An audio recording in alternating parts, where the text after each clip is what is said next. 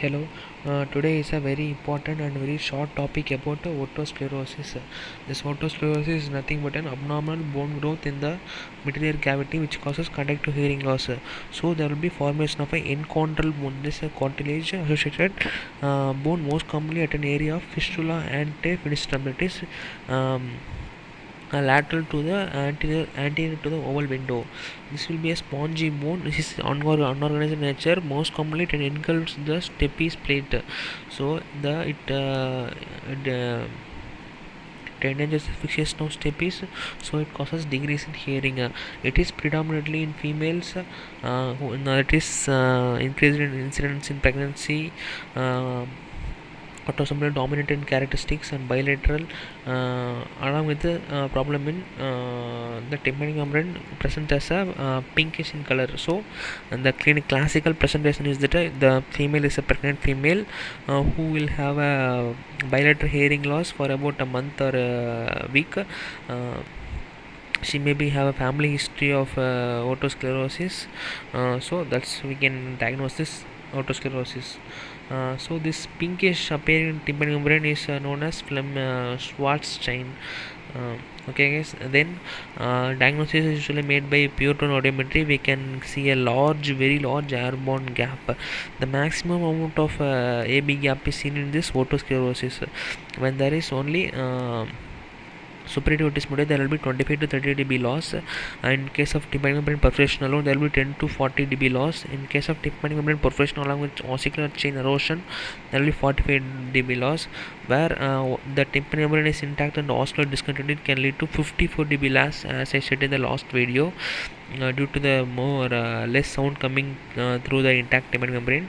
And then comes the otosclerosis. There this stapes fixation cause up to 60 dB loss. So another important characteristic is we can see the cohort sign, which is the dip present at the 2000 Hz in bone conduction. You can see this is the 2000 dip at the 2000 Hz. Guys, okay guys, you can see in pure tone audiometry. Then when we see the impedance audiometry consists of tympanogram along with the stapedial reflex. So this tympanoid audiometry shows AS go. You can remember AS means stiffness otosclerosis and S means small. You can from the graph you can see very small what is that compliance or resistance to come from this tympanic membrane in otosclerosis. And the stapedial reflex is completely absent because of the fixed stapes foot plate.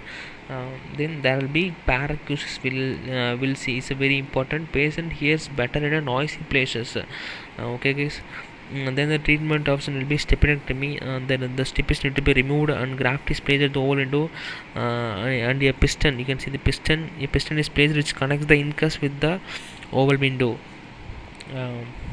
But the risk of sensory hearing loss may be present. Okay.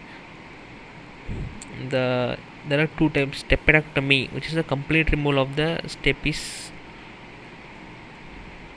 whereas stapedotomy, where a hole made in stapes footplate and anchored with the piston. Whereas here the stapes is removed and a graft is placed at the oval window or piston. Okay guys, here a hole made in stapes footplate and anchored with the piston. Yes, thanks for the video. Bye.